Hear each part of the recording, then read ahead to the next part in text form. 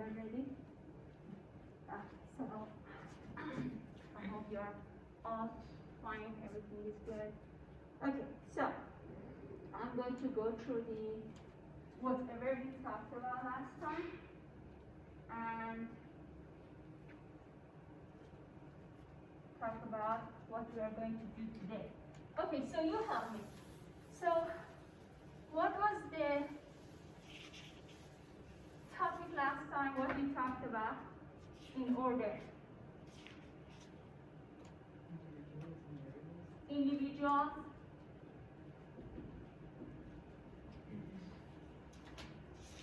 and variables, correct? And then what was the next main thing? Variables can be categorical and quantitative. good. Categorical variables and quantitative variables. Okay, example of categorical variable. Gender is example. Oh, quantitative variable. Age. And then what will be the unit of measurement? Years. Good.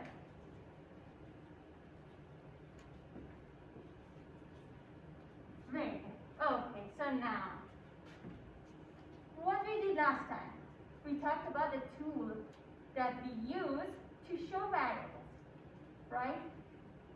So what are the tools that we use to visualize categorical variables? Bar graph and picture. Bar graph, is that correct, everyone? No. No? Categorical. Isn't it histogram and stem bar? Categorical. Categorical. Categorical. You wrote that backwards? I put quantitative and qualitative, I get them mixed up. Oh, okay.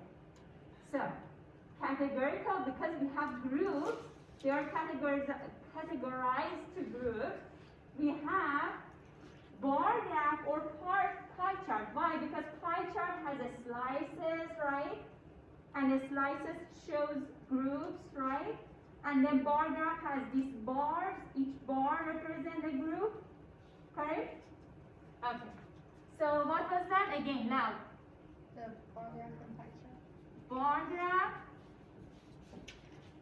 and pie chart. Very good. So now, who didn't speak so far?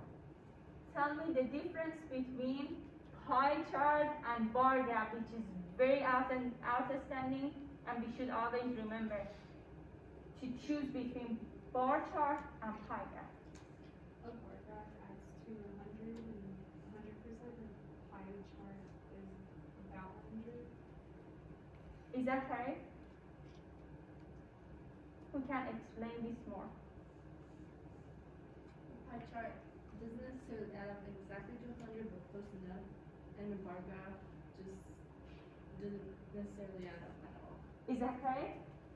So pie chart, everything must add up to almost or 100%, right? Because we cannot have a pie chart without one slice. But bar graph doesn't matter if it adds up to 100 or not. Doesn't matter. We can just use two bars, it means represent two categories, and compare these two categories, right? Oh, so that was the main difference between bar graph and pie chart. We explained about these two, and then we moved to the quantitative variables, right? And then what we talked about, what is the tool that we use to visualize quantitative variable? What is the first one? All of you. Histogram, right? Here is the histogram. And histogram was the most common tool that we use in statistical analysis to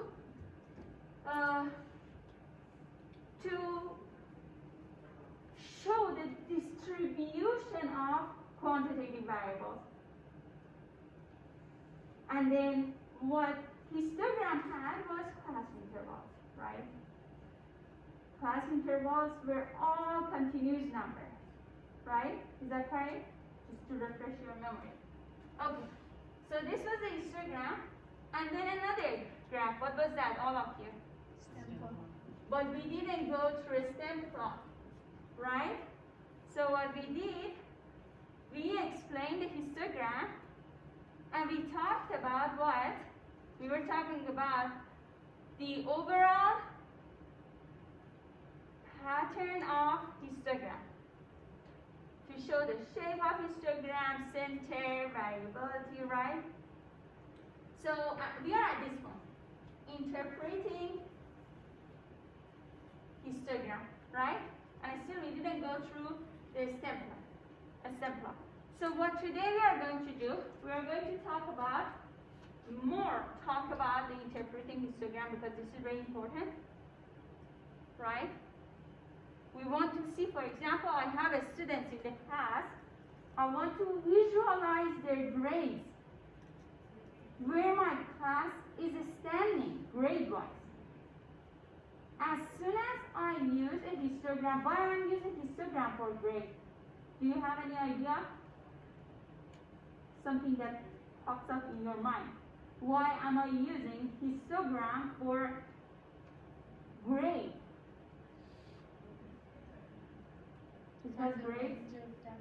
Because grades are numbers, or grades are what kind of variable? Grades are, if they are in percentage or point, grades of what kind of variable, what type of variable are? Quantitative, right? Because grades are quantitative, I said I can show my students grades with histogram, right? And then, what I can see on a histogram, I can see what is the majority of grade. Are there majority of grade higher percentage or majority of grade lower percentage, right? Because we talked about shape, right? If the shape of histogram goes to that side, which higher grades are, and the frequency are more, where the higher grades are, means the students are doing good. The grades are high. The grades are high. No, not hard. The exam is easy, maybe. Right? Okay, so then we are going to talk more about this. And we talked about the stem plot. And if we have time, we are going to talk about measure of center. Actually, measures of center, which can be mean, which can be median. If we have time, we will go through this. Because interpreting histogram, actually, one part of that was using center, right?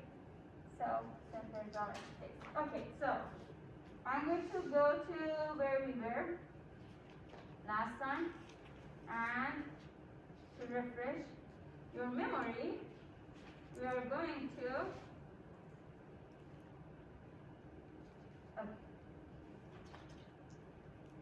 let's start from here. Do you remember what these lines do? These lines connect to class intervals of a histogram. This is histogram, this is histogram, right? This histogram shows sample from folded normal distributions. That's a big word. So you just should know we have values here, we have frequency here. And then we have another histogram here. So what we have, a line that covers all the class intervals. And we are going to use this line to show the shape, right? So now if I ask you what is the shape of this, do you remember? We talked about that briefly. What is the shape of this histogram? Where is the skewness? Skewness is on the right? So what kind of shape do we have? Right skew. Correct? So when a skewness is to the right, we have right skew. This is a symmetric histogram, symmetric shape. When we draw a line passing through the peak, And the x-axis, the right side is the mirror image of the left side. We talked about that, right? We said if we go to the right side on the x-axis, we have a higher value. If we go to the left side of x-axis, we have a lower value. If we have a height of people, taller people stand here, shorter people stand here, right? Average height will be in the middle. So what this means we are dealing with a data set, for example height, that the height of majority of people stand in average, like they are neither high neither short. Majority of people are in a middle height, right? Majority means how high is this, what is that, height of each bar, each class interval, right? So that means frequency. Okay. Now this is the right skewed. We didn't talk about this last time. Right skewed or positively skewed. This is another name for right skewed. Correct? So remember, if you heard positively skewed, means right skewed. This is a right skewed graph. Why? Because the skewness is on the right. Because the graph is extending to the right. Correct? Because it tells us less people are too high. If they are, we talk about their height. More people are shorter. Right? Is that correct? The next one is the left skewed shape. Means the skewness is on the left side, right? If you heard about negatively skewed, that is exactly the left skewed. This is another name for left skewed. So what this graph says, majority of people are taller, right? And less people are shorter. Okay, so now it's time to kind of challenge you. I want you to think about this. Imagine, if we have an exam in this class, I gave you a little bit of hint of that earlier, but I want you to think about that. Let's say I have all here you, and I'm just working on your grade to see how my class is doing. And then I give you a very, very easy exam. In easy exam, what happens to your score? What do you think? Your score will be higher. Is that correct? Is that correct? If the exam is easy, what happens? What happens? Most of people get a higher grade. Is that correct? Okay. So now I want you all to write down, draw an imaginary histogram for that situation. Not precise, just imaginary histogram for that situation. Remembering that on the x-axis you will have a student's grade. Do that.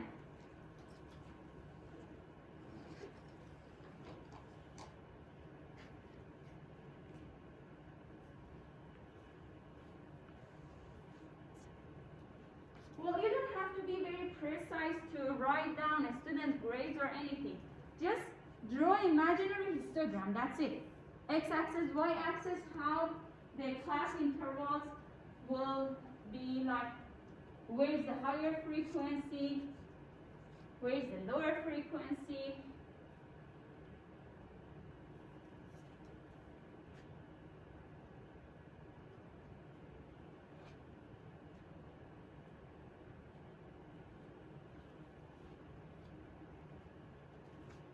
And then on the histogram you are drawing, show me the shape of histogram.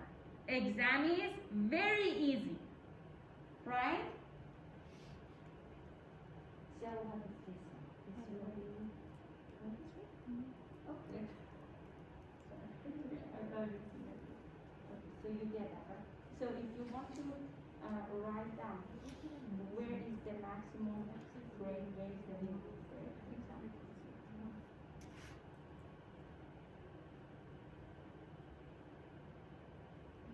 so now, if the exam is easy, oh, what you can do? Minimum grade stands here. Yeah. So now you go think about that again, yes, right? Think about it again because it will be different now.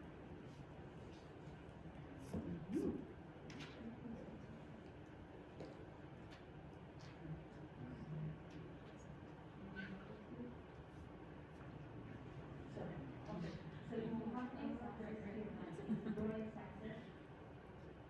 So where's the minimum grade, where's the maximum grade? The exam is easy. You don't have to think on this. Right?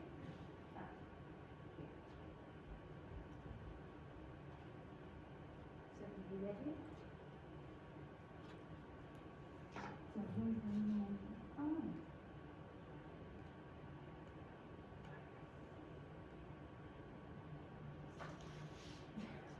How can I do that? Okay, oops, I can't do that here. From my point of view, you said 100%. Okay, change it. Like put grades on x-axis. So what happens here? Okay, so now you draw this form. Means on the x-axis you're showing the grades, right? So which side is minimum grade, which side is maximum grade? So you are showing the A's is on the right side and B's is on the left side. Why A and F? Because it should be numeric. 0% to 100%. So how do you show that? 0%? Oh, to a higher 100%. And the more people will stand on 100%. Okay, so what happens? We have an easy exam. Means you, your friend, another friend, all of you are going to get higher score on the exam, right? So if this is my x and y axis, on the x-axis, scores start from 0% all the way to 100%, right? Is that correct? And then this one shows the frequency, means the number of students, right? If the class interval higher, taller, means we have more students get 100%. Is that correct? And then few students get 90%, few students 80%. And slowly, there is maybe 1% gets 0 or 20%, right? And that person never attended any class. That's why.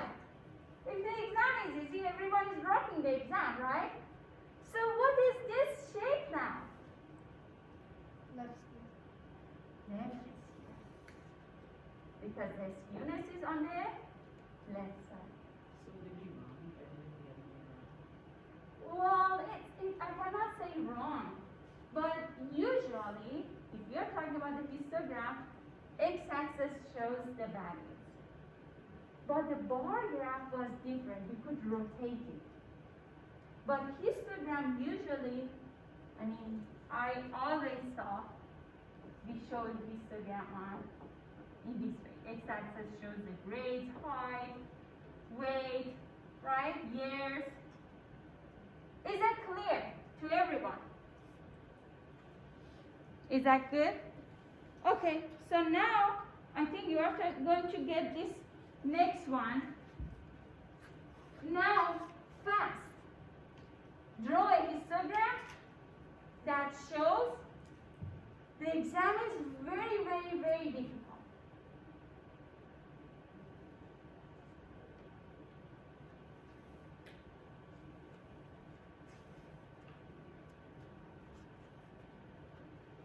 And then show me on x-axis how the grades scaling of the grades work.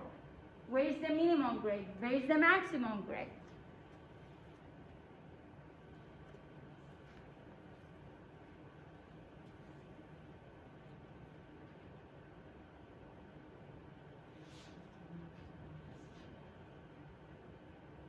So which one is which? This is easy. Runners, honors. Okay, so if you draw this one, write down this is for easy. So when you go back home, your reading is going to come here.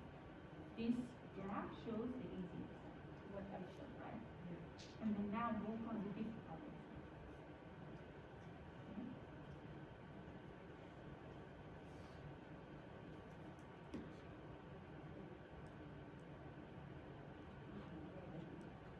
Okay? Okay. Okay, very good.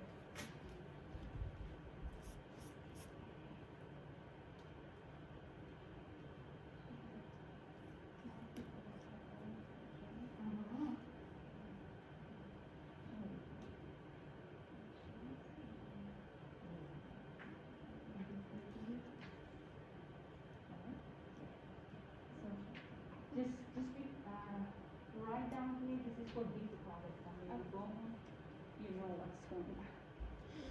Good.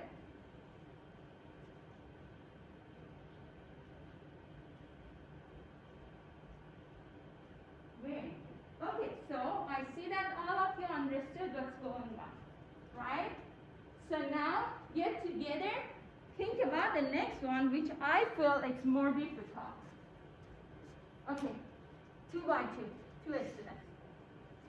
And then you may want to just be close to each other because there's one other teamwork that you have to think about it. Okay, here it is. Think about this. Do you want you two to get together? Sorry, yours very far. You can be a group of 3 if you like. I mean, that's your choice.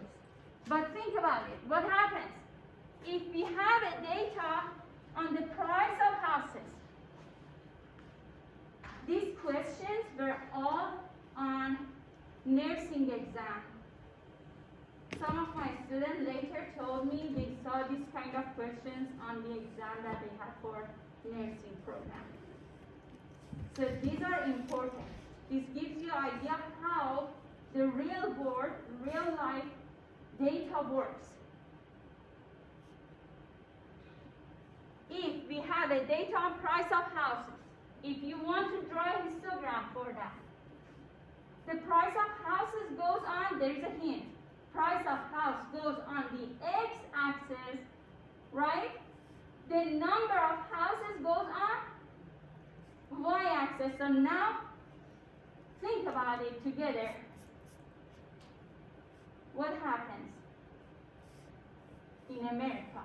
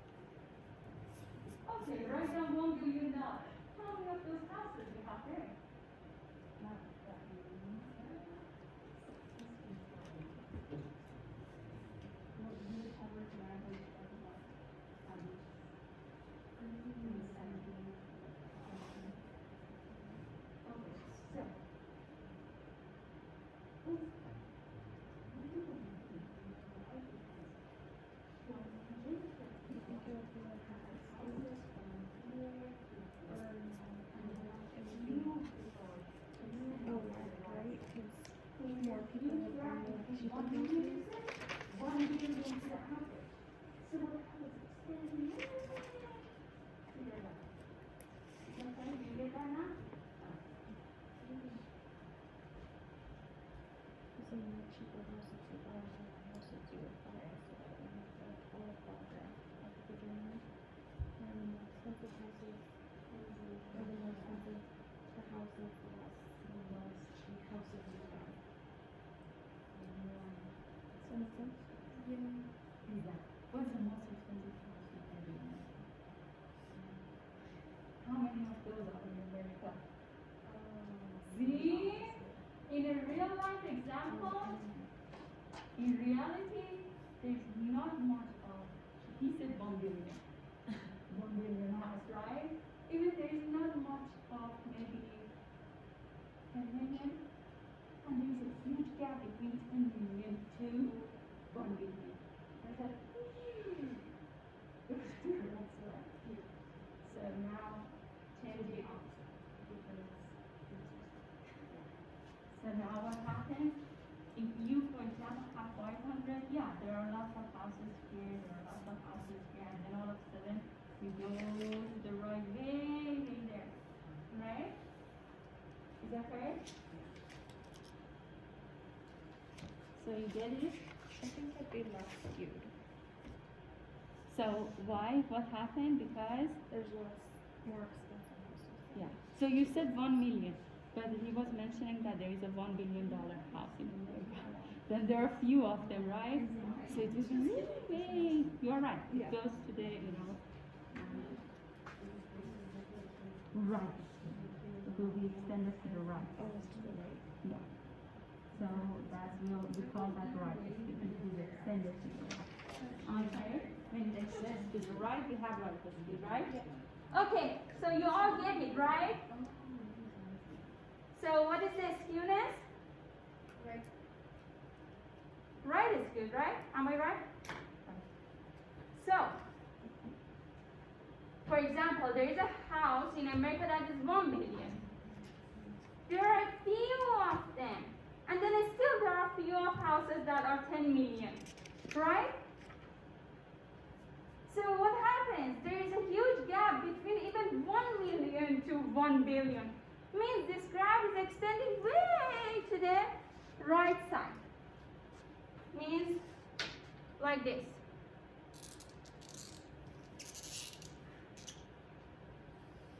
If this is the x-axis and $1 billion here, and then let's say we are starting from 100,000. We don't have to start from 0. Let's say 100,000 is here. 100,000? Yeah. So there are more houses here, and then way go that side, and there are one, two, three few houses in here, right? And this will be the right skewed. Next one. Can you just imagine that based on what you did so far? If we have a data on people's salary in US, can you just imagine it, and you don't have to even draw it. If you want, you can, but if you imagine it and compare with what you have done so far, I think you will have an answer faster. Write it down, and then I will go through more.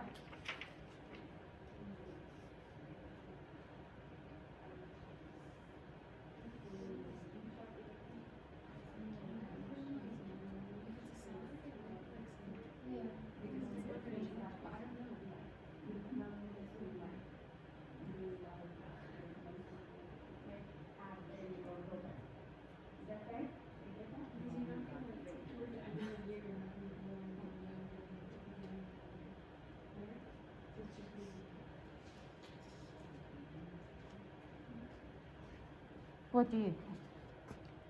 It would be the same, wouldn't it? The rate speed? Why? Because people make less money. More people More make people, less less money. salary than they do higher salary. Right. Is that correct? Do you get that? Do you get that? What happens? What do you think? Because I was a little confused with that.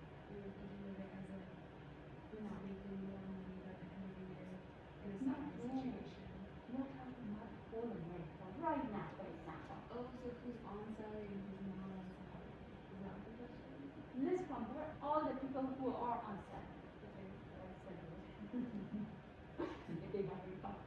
Right?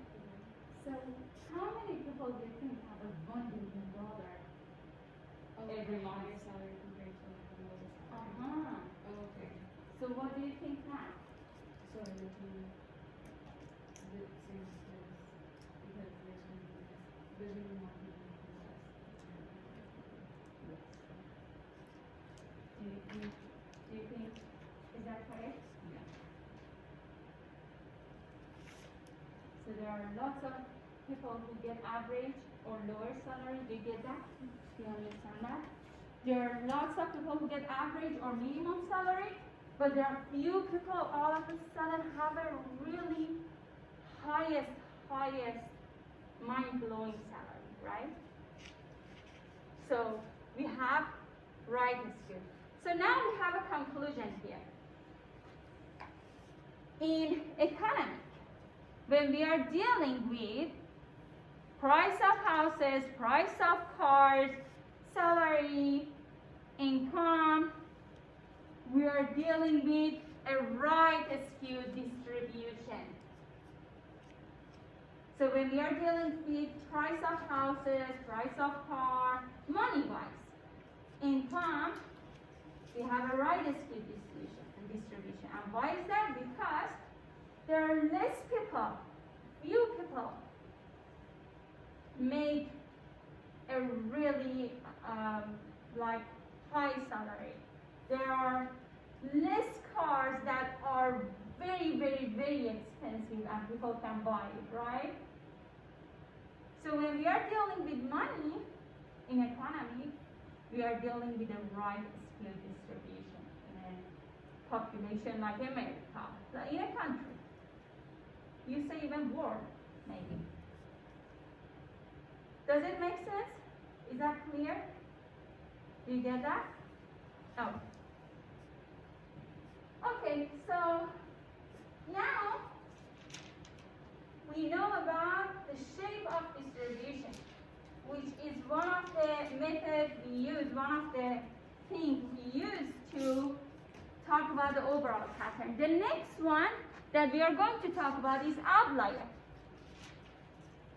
So outlier, look here, write down a note for yourself. We are talking about quantitative variables, right?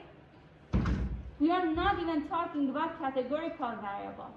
We are talking about quantitative variable. We are still talking about histogram. So in histogram, we can have sometimes an observation that falls outside of the overall pattern. That observation is outlier. So you see like this image.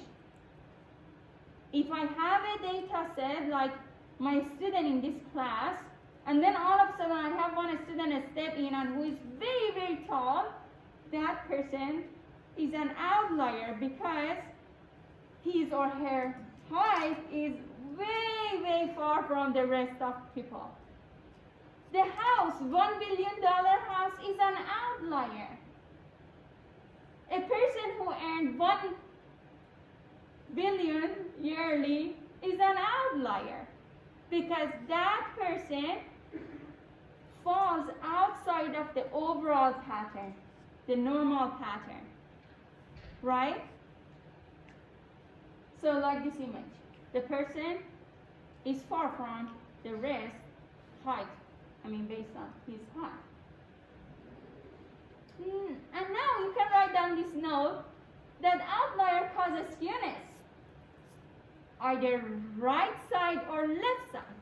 If I have all of a sudden a person entering the class who is very tall, that person is outlier, and his height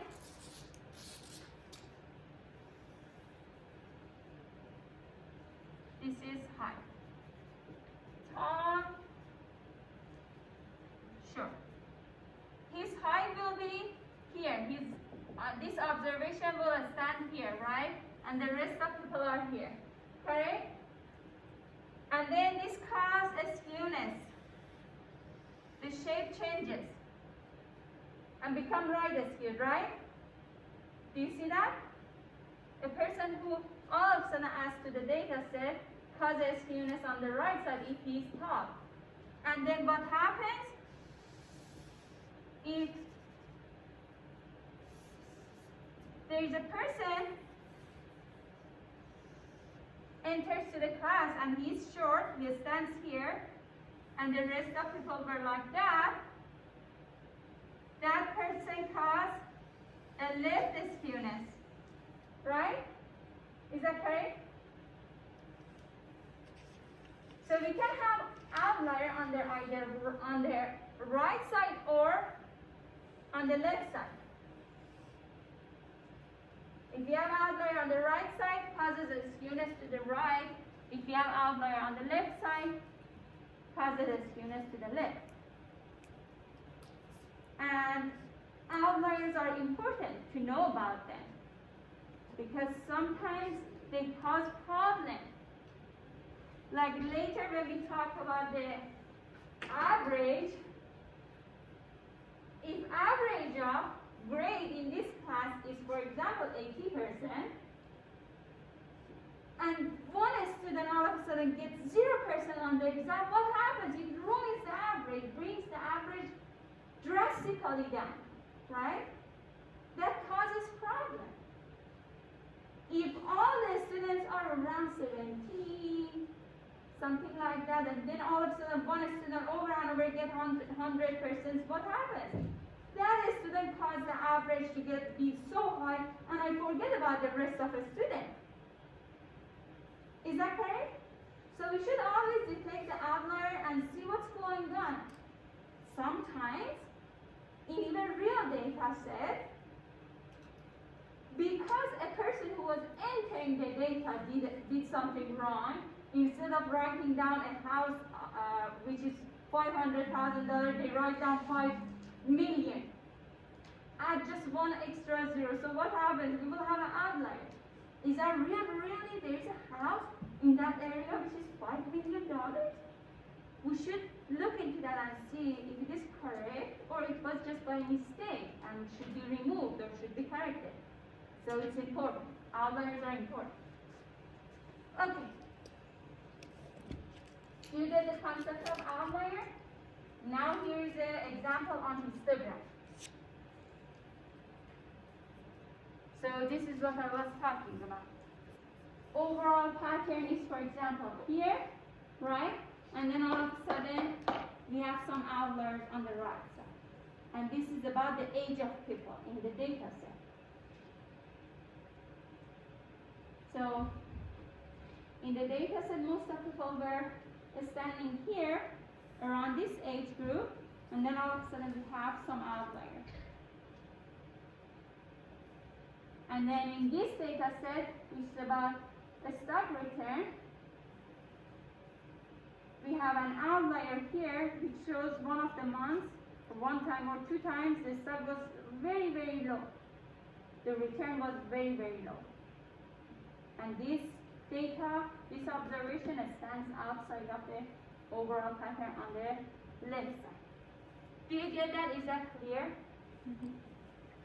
And later, in future, we talk about influential points, which are the outlier that, cause a serious problem in analysis.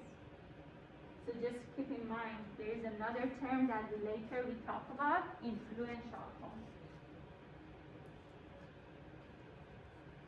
Okay, how do you feel so far? Understandable? Clear? Okay. So now, as I mentioned last time, the overall pattern for histogram contains the shape. We should talk about the shape. We should talk about center. We should talk about variability. We should talk about outlier. But I didn't talk about the center and variability. We just talked about shape and outlier, right? Because I'm going to talk about center and variability later in the next chapter.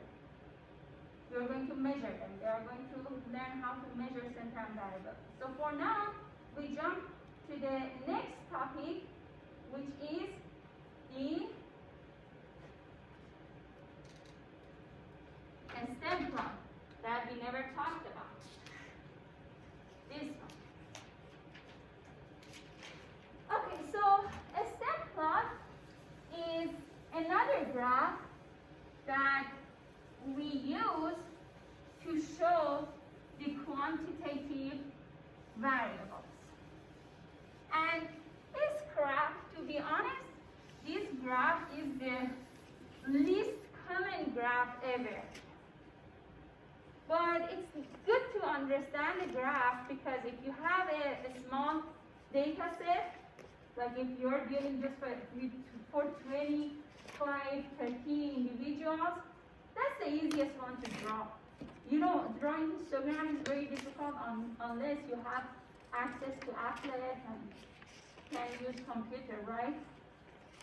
But a stem plot is easy because you can just draw it on your paper, right, like that. Okay, so we are talking about a stem plot.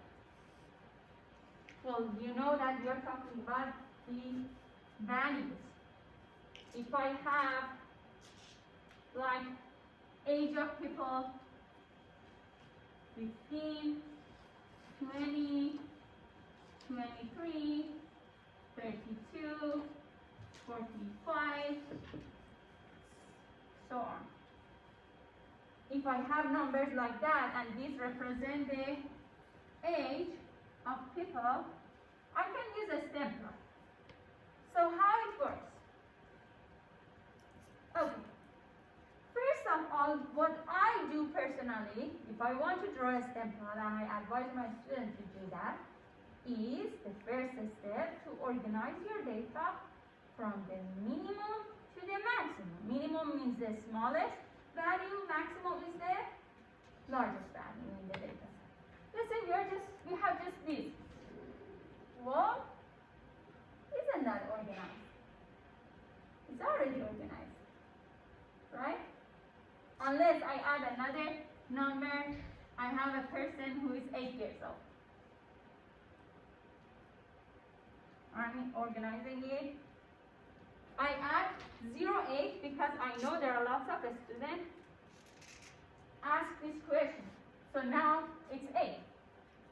8, 15, 20, 23, 32, 45 is the step 1. Organize the data.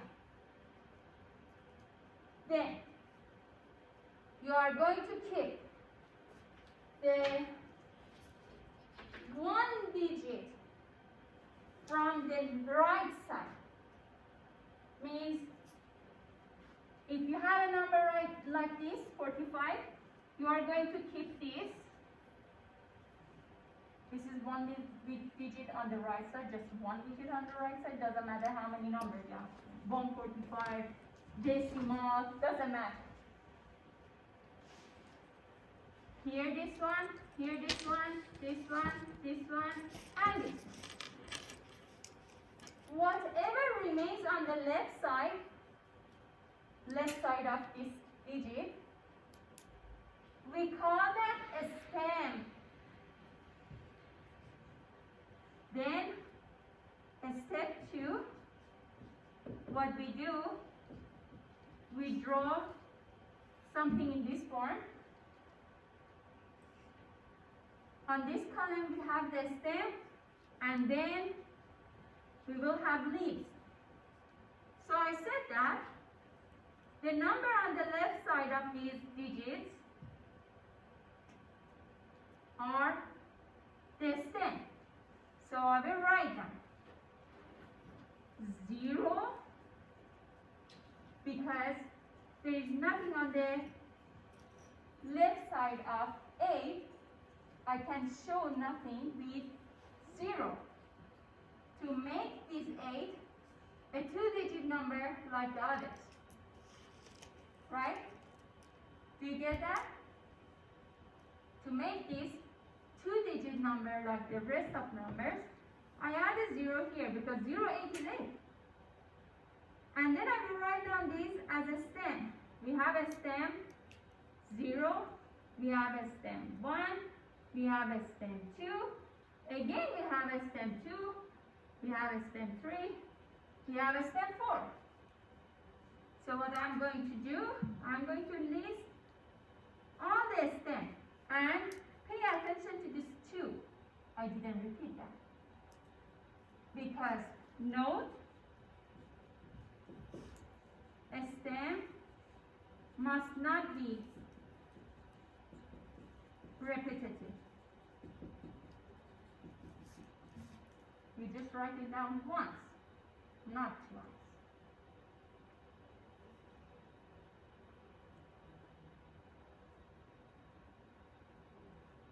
So now what do you think about leaves? What are the leaves here? The one you just.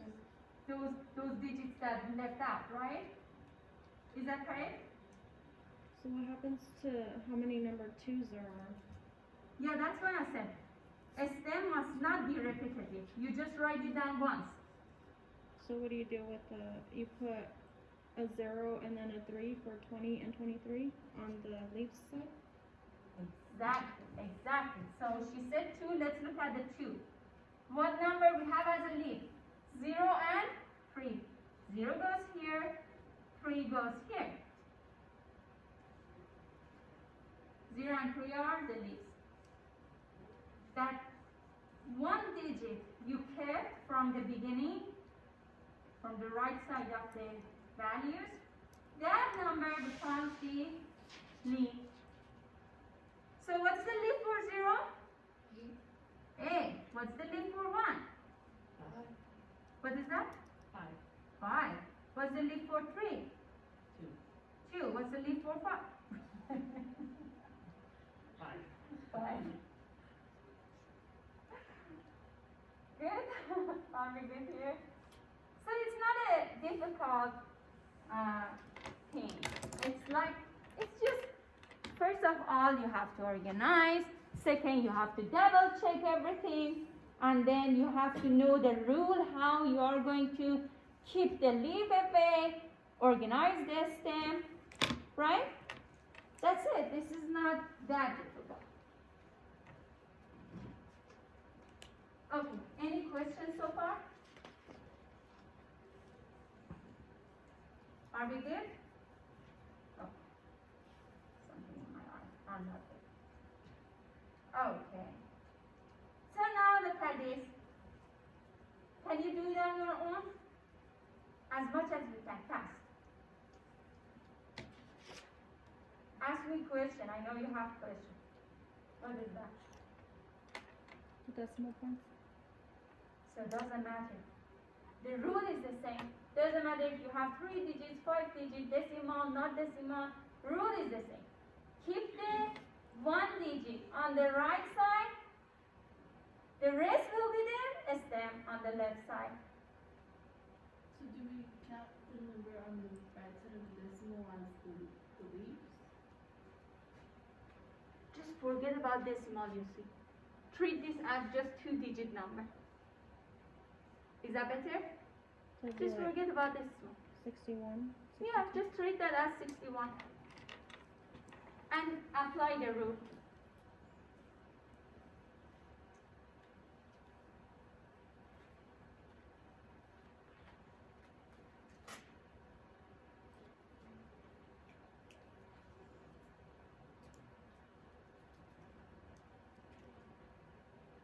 Yeah, this example is important because all of a sudden in the middle of it you say, oh, what about this one?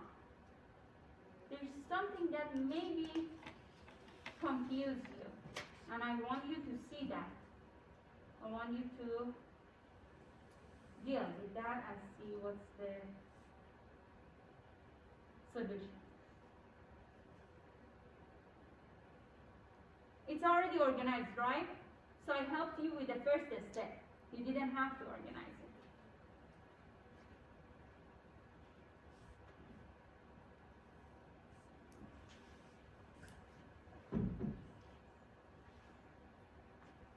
So So if there's two 29s, Uh-huh. you just leave it as one. Those are 29. 29 and 29. You can add another, Okay. right?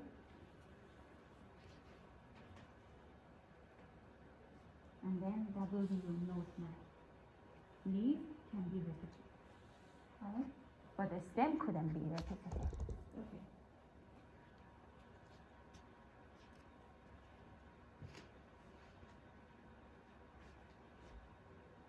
You're writing down the laptop? Yeah. Good, so it's your note here. Leaf can be repetitive.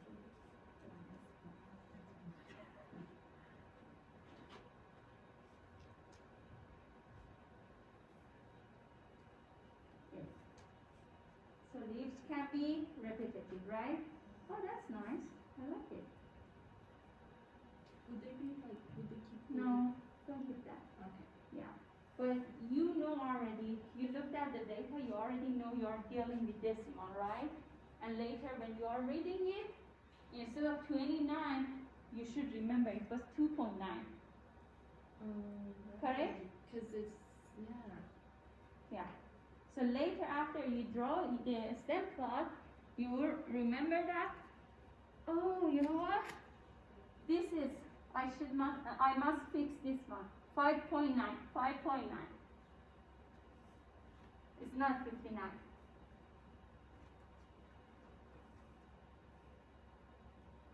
Is there anything else that is, yeah, those are 5.9. Are you doing good? So with the bottom, after 9, would they not be counted as the 1? And then you would just put like, for the 13 and 3, would you put it in 1 and then 39 and 3 and 3? Good. All right. Not like after 9.7, there's 10.2, so then you put 1. So what, okay, so, So the one let's is the look at 1. 10.2. Yeah. What is the leaf 10.2? Would it be 1? 10.2. Leaf. Oh, Leaf is would the it be digit, O2? okay, it will be 2, Okay. right? And then if you keep 2 as a leaf, what is the stem? 1. So it can be double digit?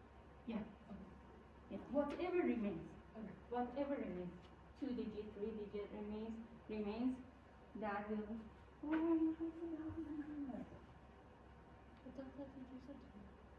I said 2 is Oh. come on. You know that.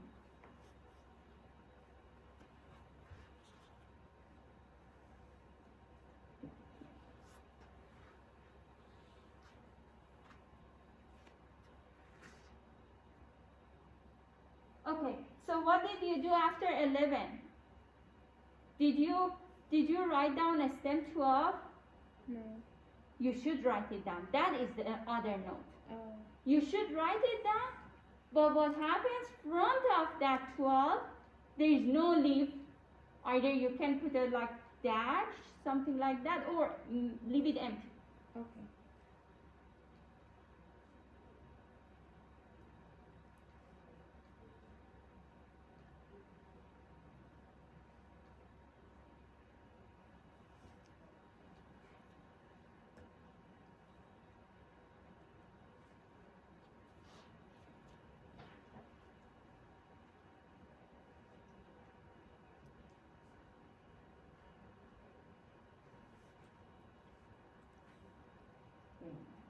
Just skip that, and leave it empty. Great. Okay, I think you are good. You understood what's going on. I just wanted you to skip 12 to know that if you don't have leaf for a certain stem, you must keep the stem. And also I wanted you to know that there can be repetitive leaves. And also you should know that there can be a stem which are 2 digits, 3 digits. So these are all the notes you get from this example.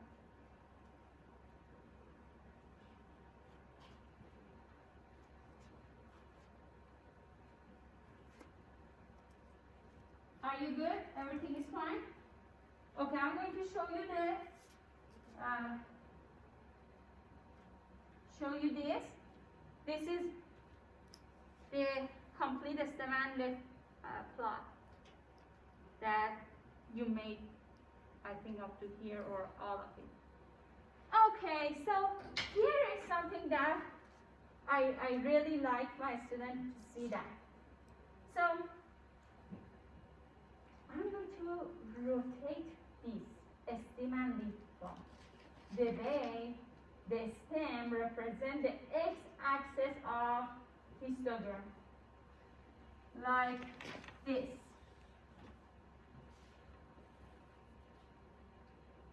And then what is the lowest stem? 1, 2, 3. Then up to what? 27. 27.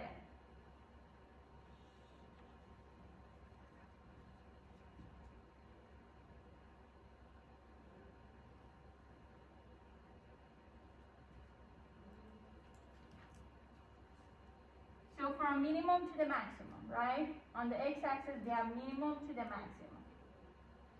And then I'm going to show for each of these leaves, I'm going to draw a point to show the height.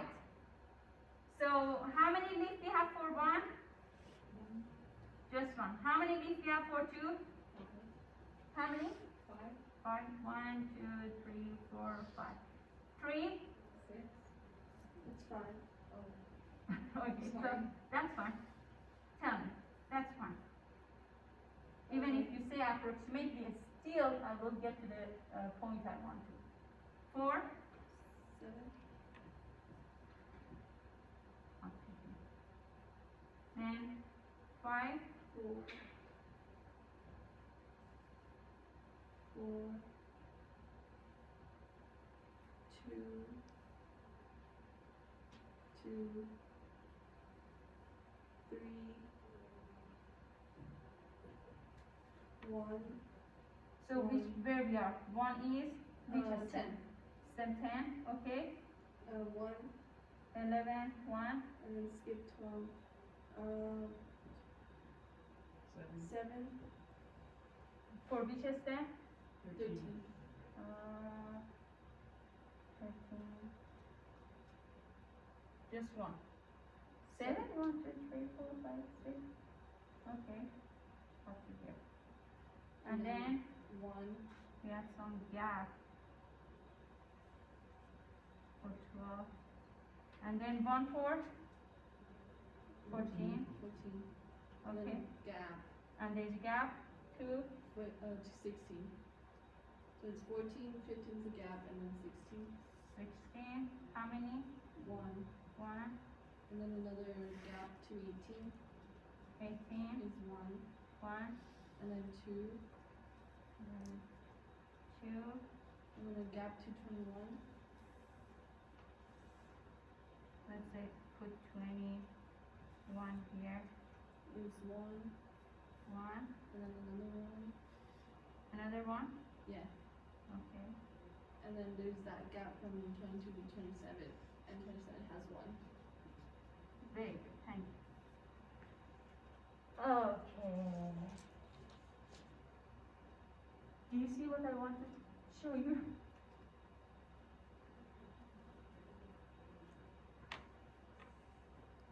Do you see any shape? Is it a symmetrical shape? Is that symmetrical? Well, first of all, we have 2 peaks here. So we cannot say symmetrical almost.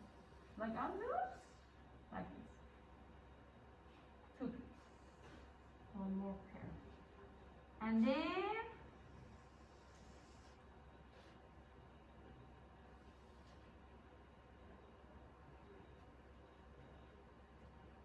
it's a 2-peak shape, which we are not going to, go into detail of 2-peak, but I wanted to show you that because these are numerical variables. Histogram has shape, even a stem plot has shape. The shape that a stem plot shows for this date data is exact same as shape that histogram will show you. And then we have one thing here that I want you to see, which is the outlier. And I want you to tell me which one is the outlier, which value is the outlier. All of you. Very good. And that caused the right skewness here. If I had a chance to draw this using histogram, and I know how many, for example, class interval to choose or go through all of this, I would see the same shape for histogram. Because the leaves shows the frequency in a class interval. Okay, so this is a huge note right now that I want you to understand, that if we have a quantitative variable, we will have a shape on the graph, either histogram or stem plot. But if we are dealing with a qualitative variable, so you're writing that. So if we are dealing with quantitative variable, we will have a shape on histogram or a stem plot. But if we are dealing with qualitative variables, means categorical variables, there is no shape on the graph like bar graph. Why there is no shape on bar graph? Can you just think about whatever comes to your mind and why it's not reasonable to show the shape on the bar graph? They're already in bars. Already what? They're already in bars. Like they already have like levels. They have groups, they have levels, they are bars. They are separated with each other, separated from each other. They are not continuous values. That's a good point. There's one more thing that we saw in bar graph. Look at that. I will go to the past lecture to show you what we saw in a bar graph. Look, this was a bar graph, right? And then we could order the bar graph like this. We could change the categories, one here, one there. Do you remember we had even an example of the different type of weight, obesity. So you could change the bar, bring one bar to the right side, another bar to the left side, because they were just categories. You could switch them around, right? You could just keep two of them. So that is the reason that shape doesn't make sense for a bar graph. Because you can manipulate bar graph easily. It's not like a histogram that you must follow the order on the axis. Histogram, you must follow the order from minimum to the maximum. But bar graph, no order. You can just switch them. Good?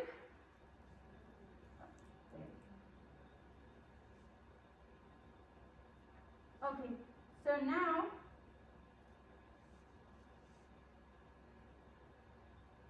okay, you have enough time for the last product. Very good. You're doing very good. Okay, so this is just an example, another example that I want to show you. It says percent of a student population age 18 to 34 who are minority. Okay. So here, tell me, look at this and tell me who are the individuals in the study like this. Think about it properly.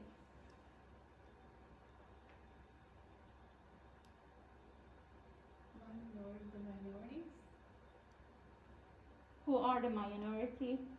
Or would it be the states? The individuals would be the states? Is that correct? What do you think?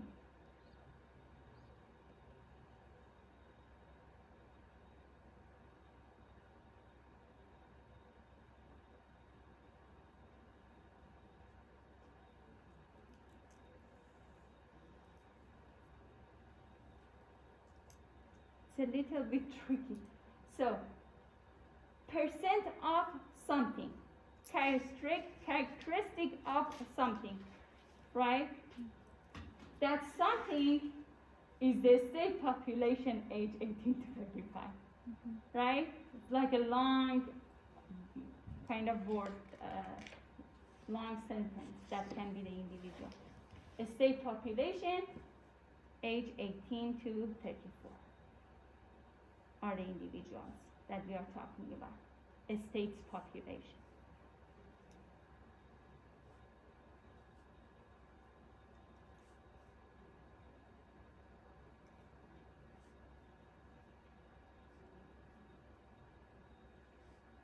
And, oh, sorry, who are minority? It's longer than that. Who are minority?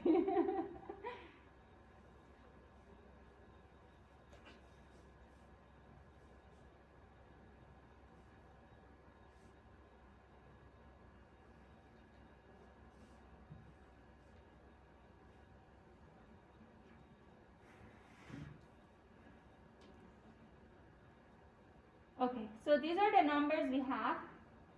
These are on percentage, right? These are the percent of a state population. And then they are not organized. This is not what I advise. This should be organized. I got this example from book. But there's not like mandate on that. When you organize them, it's easier for you to draw a stem plot, right? Okay, so keep the last digit. Last digit will be the leaf on the right side, and the rest, whatever you have on the left side, will be the stem. Did I say it right?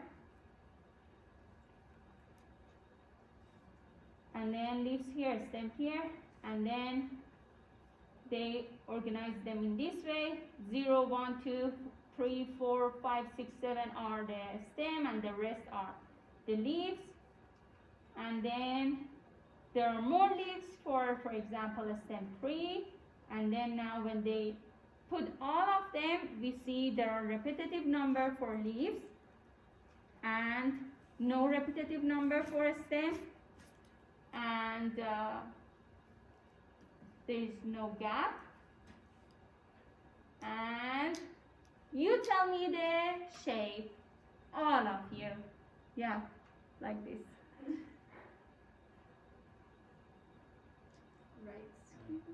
Right askew?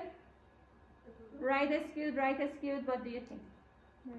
Right askew, what do you think?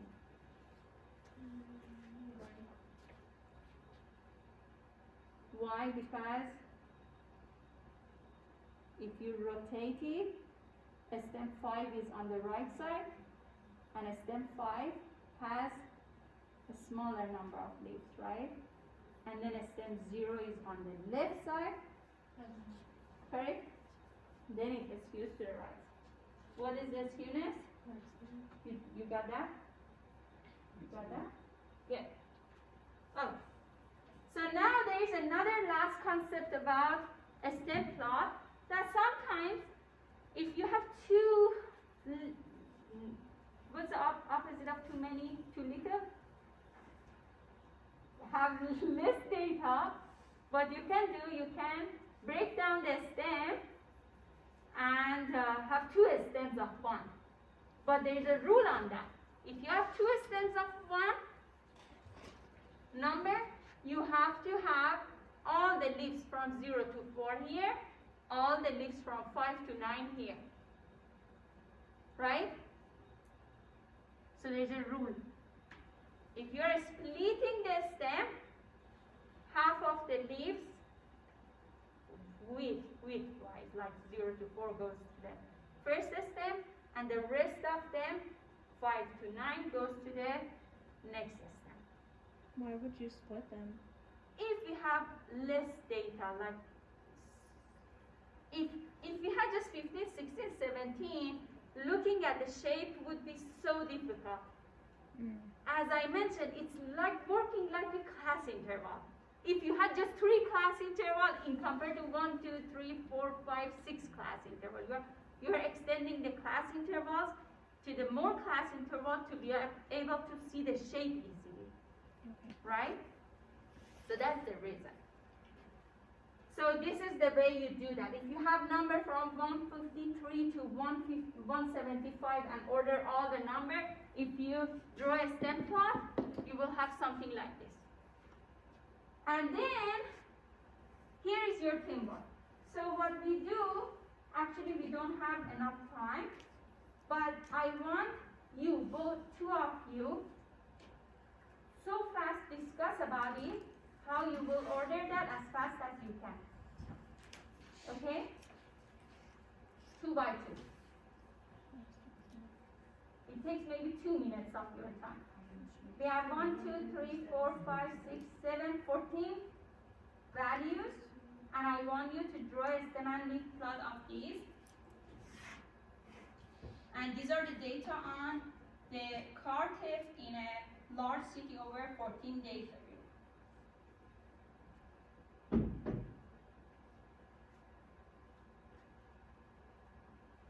Working on it?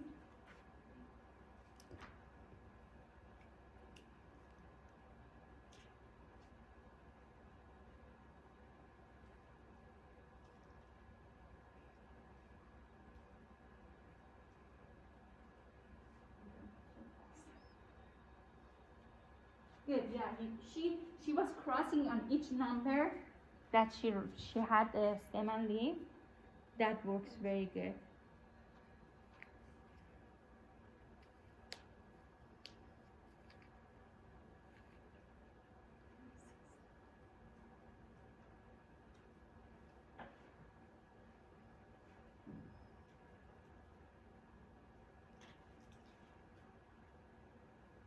I don't think there is anything tricky in this.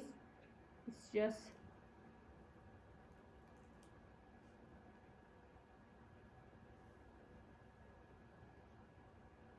and then compare your answer with each other to see if you are doing well, if you are not missing anything.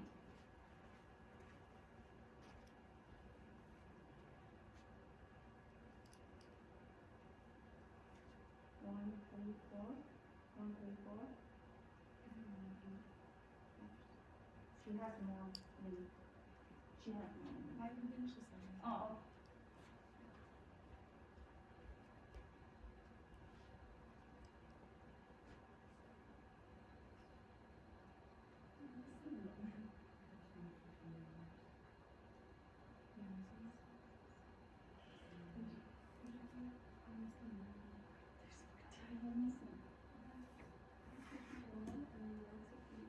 Oh, you organize it.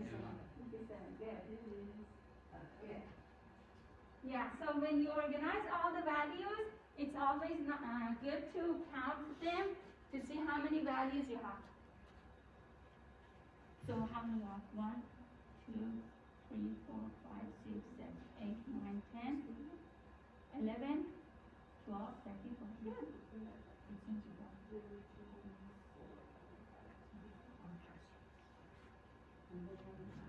Because it remains 1, 2, 3, 4, 5, 6, 7, 8, 9, 10, 11, 12, 13, 14.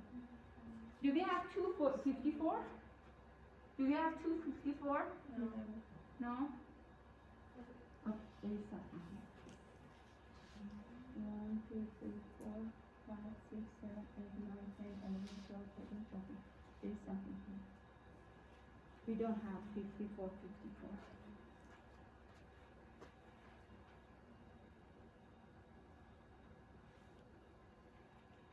Okay, I think you're doing good.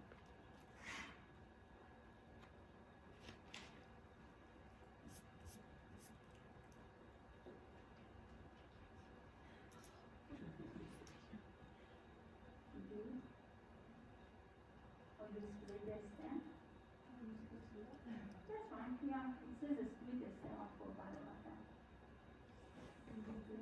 So compare it to see if your answer is better. Okay, so compare your answer with together to see, you two compare your answers to see if you have it right. Yeah. So compare to see what's going on. Did you get that? Yes. use 4. And then 5 Okay, good, you're good? Okay, so I think you got this, right? So here, I will upload this PowerPoint because I added this one. I had it on the UNM Learn, but I put it here. These two videos are very, very good. Like here, I said the time on them is 6 minutes, 7 minutes. Just if you want a fast review, watch this. This is very good from some YouTube. I got it. And then I have recorded video online. I replaced with the previous one. If